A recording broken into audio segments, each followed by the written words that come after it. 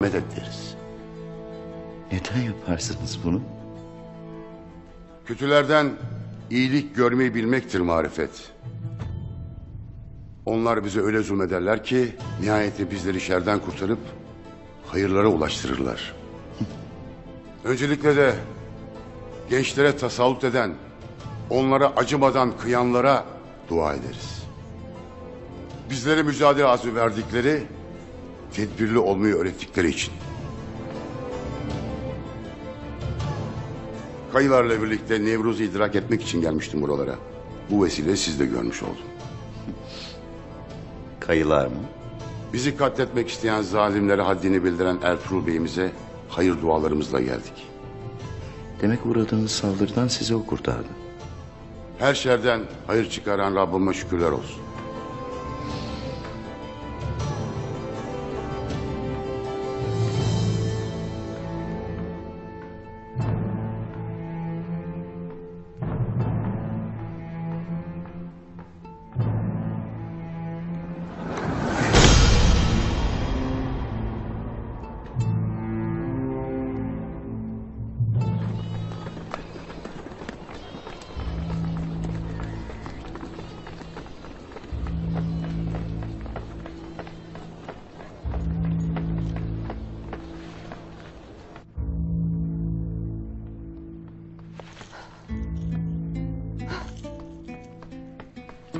Goncagül, Goncagül. Allah. Selcan'la Banu Çiçek buluştular hala. Ne dersin sen? Nasıl olur bu? Şifalı ot topluyordum. Selcan'ı gördüm. Şüphelendim. Gizlice Karakayalara kadar takip ettim. Sonra Banu Çiçek çıka geldi. Yaralıydı. Yaralı mı? Alpler onu bulup okla vurmuşlar. Selcan'la konuşmalarına şahit oldum hala.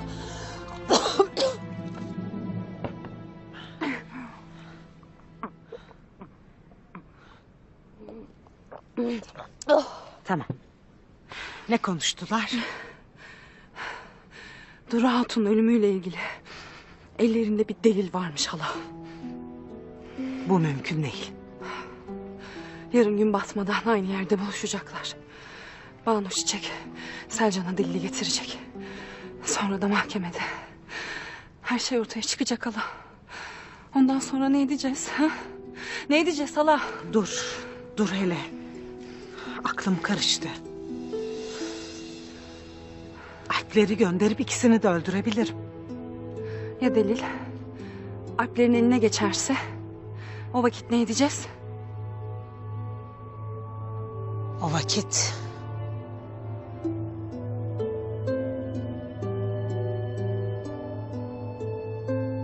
Ben gider alırım. Banu Çiçek yaralı dedin. İkisinin hakkından gelmek de kolay olacak. Hepimiz rahat bir nefes alırız. Selcan da katil damgası yer. Peki Doğan? Doğan da gelirse? Onunla nasıl baş edeceksin hala? Ha?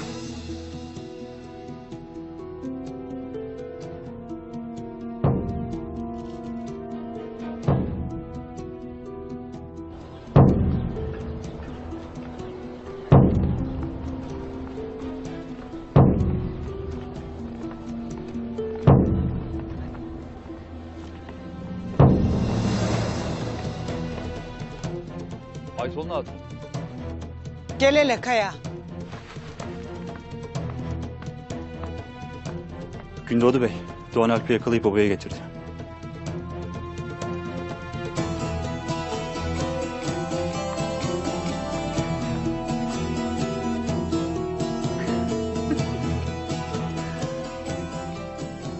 O iki avradın eceli benim kılıcımdan olacakmış meğer ki.